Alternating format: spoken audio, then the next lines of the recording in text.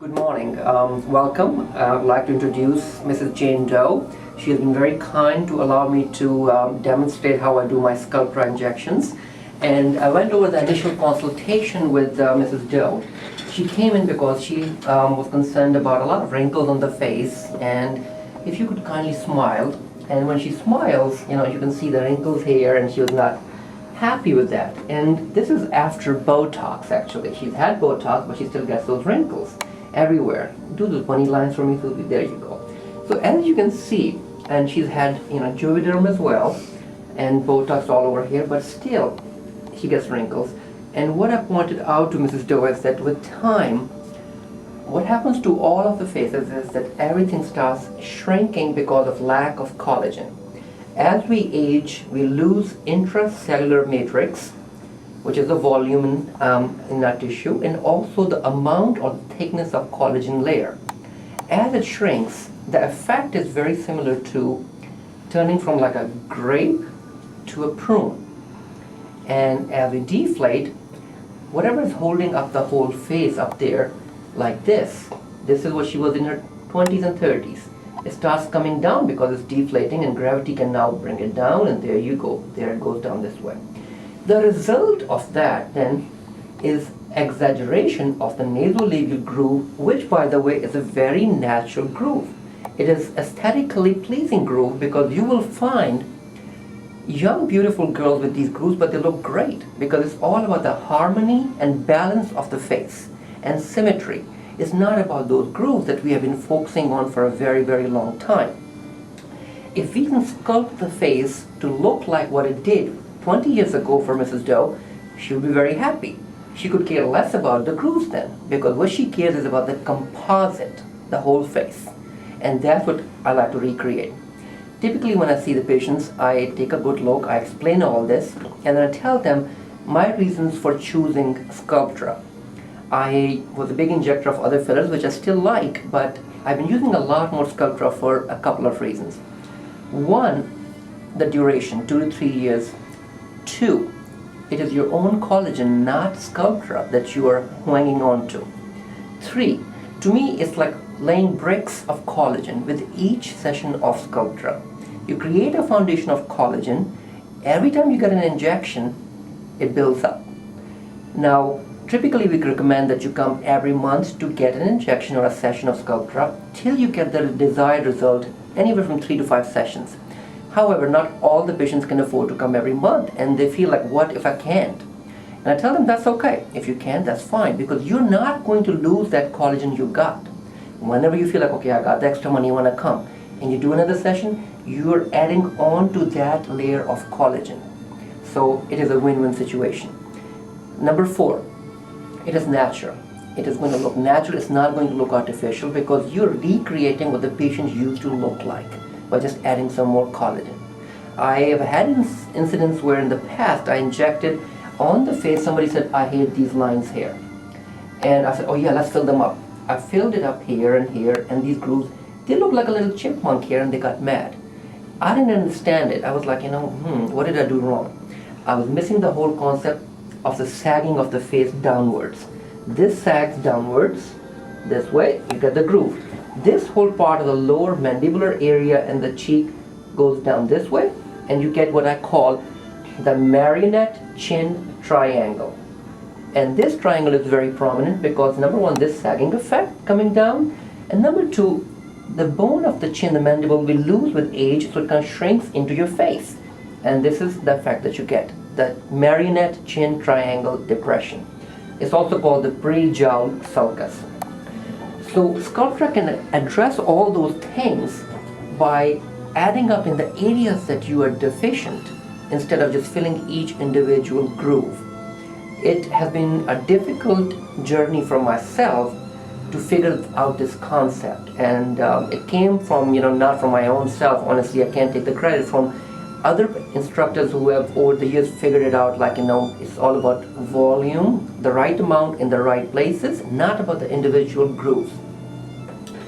One thing I did learn was I did a facelift way back on a patient, and 2 weeks after the facelift, she was very, very excited. 6 months after the facelift, she was happy but not that excited. And I asked her, like, why? After this facelift, when you were still swollen and, you were recovering, you were very happy and not as happy now. And she said, I like it, but after 2 weeks, I looked like I used to look in college. It was just so great. I went back to her photographs and I saw that it was basically the swelling effect that the edema from the surgery, not a lot, but just enough, had done that little puffing up and smoothened out the wrinkles, and she loved it. That was like a eureka moment for me, like, wow, that's what it is. If you can get that effect, we are good. So now based on that, this is how I do it. I usually mark the patients, and if you can see, I've already marked, and not only that, I usually write down the amount of cc's that I will inject.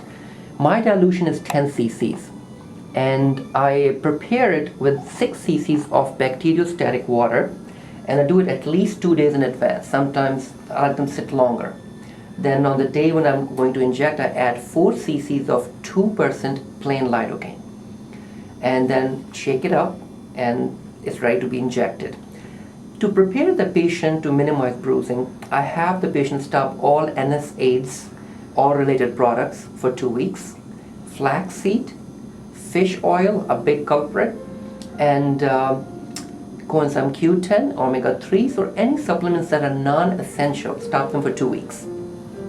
I tell the patients to wash their face aggressively before coming. Put the Amla cream as a numbing cream, a thick layer, and also take a little Xanax, like 0.25 milligram. And I tell them to be careful if they feel too sleepy, then have somebody drive them. And that makes it a very easy experience, because they're not anxious, and their blood pressure stays low, and they're less likely to bruise. And with those precautions, it is really is, most of the patients find it really no downtime procedure where they can go right back to work or their activities. So we'll be working on Mrs. Doe today, and I'll demonstrate exactly how to inject. I have marked the areas that I thought she was deficient in, and I'll quickly point those out again. She's not crying, she's just having a little irritation from the cream I use, Zcaine. Zcaine has a little alcohol in it, and when it evaporates, it can irritate the eyes, and that's what she's experiencing. So I'm going to place 3 cc's here, 1 in this area, and then I'm creating the jawline here by 1 cc, and same on the other side. I'm going to make her a little comfortable now so she can be relaxed. Are you relaxed, Jane? Mm-hmm. Very good.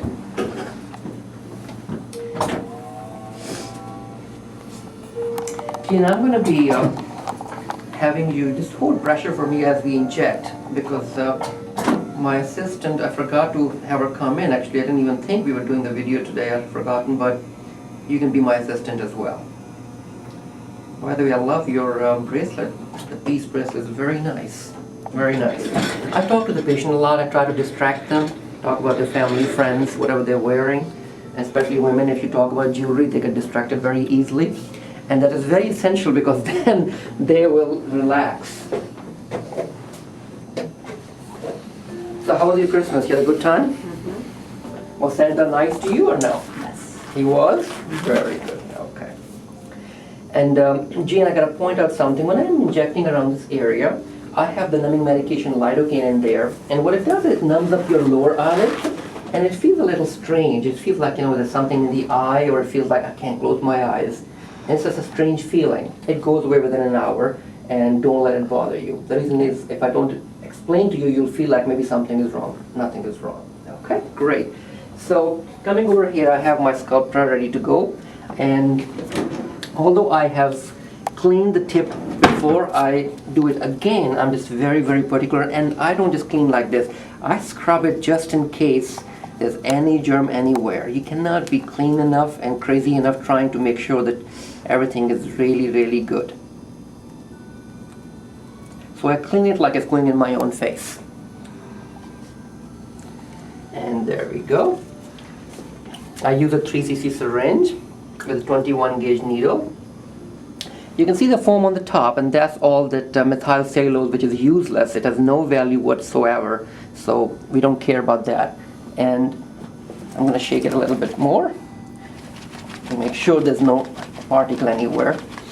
And then I will enter. I use this side of it. You see there's a little gap between the two, the red rubber stopper. So this way I can see my needle, and when I'm looking, and I can start pulling it down, and I can see that I'm not getting any particulate matter or anything, any foam. And if you get, it's not a big deal, you can always shake it out. And I'm going to fill it all the way to the full 3 cc's. Great. And now at this point, I just tap, tap, tap, tap, tap, tap, tap, get it all up there. I'm going to replace the cap, take this off, another tap, tap, tap. I'm not afraid of losing any of this material because I have a huge dilution, and most of it that comes to the top is actually methyl cellulose. I really don't have much in there, but now there's a bubble, and bubble is gone. Great, now I know that I have only the material, so I can put a 25 gauge needle, which is 1.5 inch long. This is made by BD.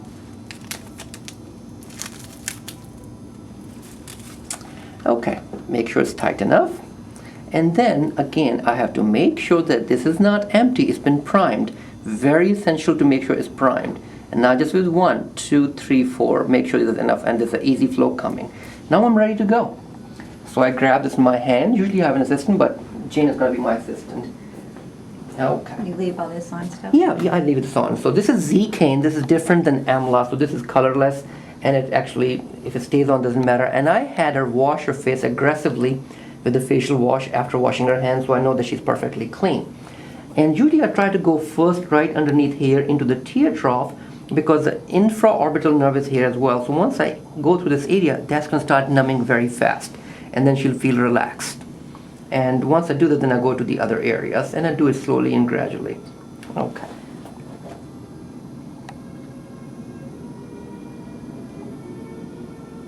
And I'm under the orbicularis oculi muscle. And there we go, coming in over here.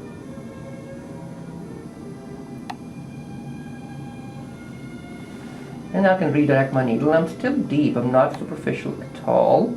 I don't want to be superficial. I'll go down here.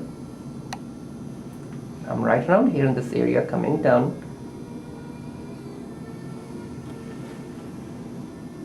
And I'm done with this area. Now I'm going to have Jane hold this with pressure. Again, I'm going to move your hand a little this way. So you spread your fingers there. Good. Great. How are you doing? Mm-hmm. Mm-hmm means good or bad? Good. Okay.